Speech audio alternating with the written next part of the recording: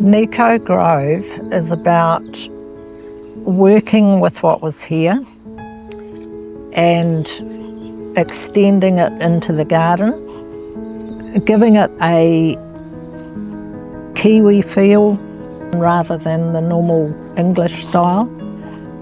Just work with the bush and keep the South Pacific feel as well. From the comments I get, it's different, it's natural, and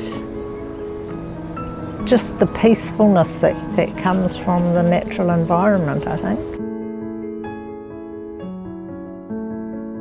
We didn't start the garden by making the Nikau the main focus. We did the typical English garden. We had cherry blossoms down the drive, and we had a perennial garden out the front, which was very pretty, I have to say. But eventually the cherry blossoms started dying. They started getting a kind of rot in the trunks. So we'd cut one out and think, oh, well, we'll make do with the rest.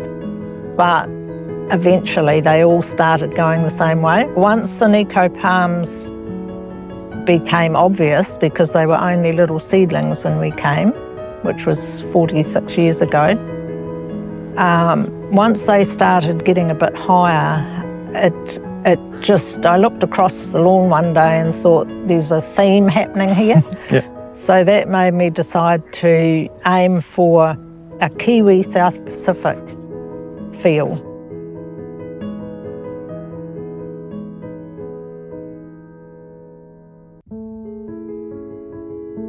We had a group of people come through the garden about the second year we opened, and before they'd looked around, they stood there and the girl said, I can't believe what you've done with this place. And I said, are you familiar with it? And she said, this used to be my horse paddock.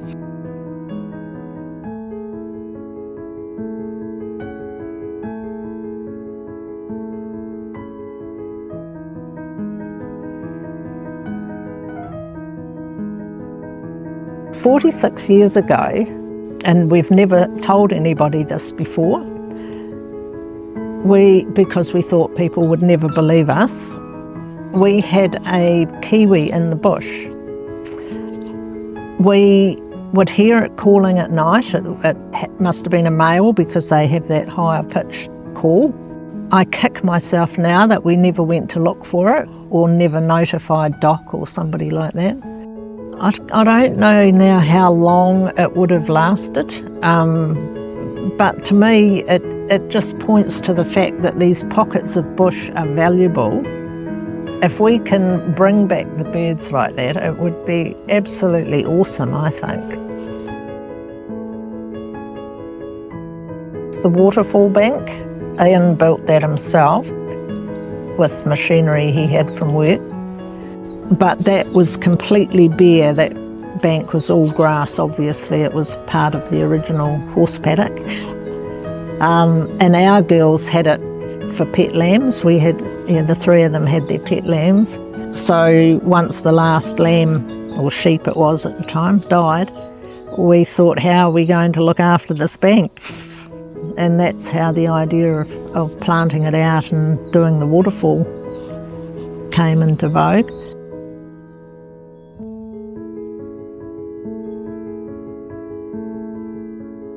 All areas as we've developed them, I think, and once they're all tidied up and looking nice, it just makes you realise that it's, we're lucky to be living here, really.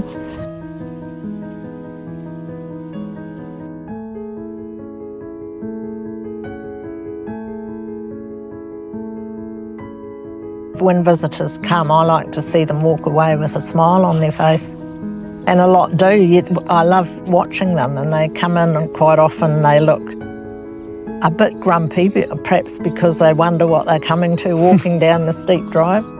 And then after they've walked around, they'll come back, hands behind their backs and strolling along with a smile on their face.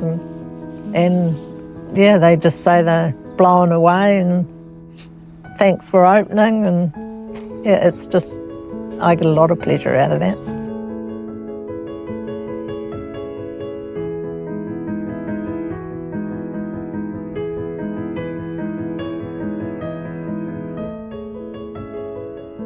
When we came, the place was riddled with possums.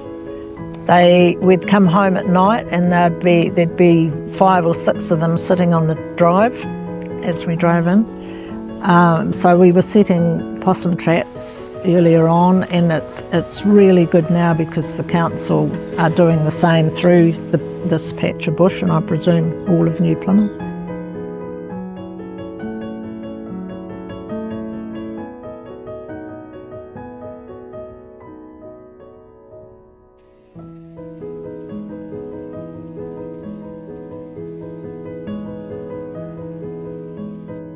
Rats are a constant. We have 5 bait stations around, so we are poisoning them, and we do see the occasional dead one around, so that's helping. Tuis are quite prolific actually. There's been a lot of It's always the same when you want to hear them, they're not here, but they've been quite noisy lately. As long as we're here, I'll keep doing it because I love doing it.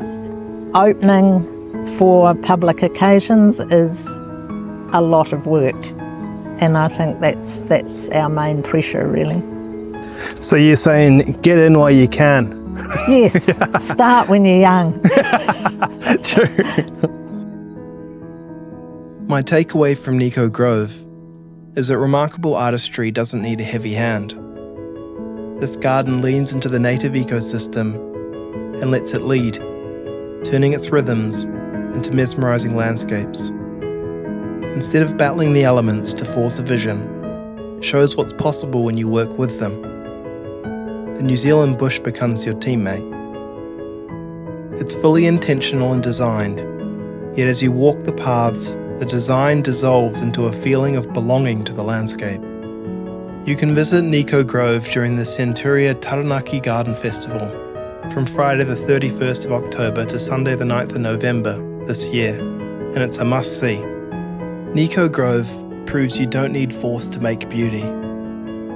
Design yields to the ecosystem, and the bush leads, so the paths feel inevitable, and you feel like part of the landscape.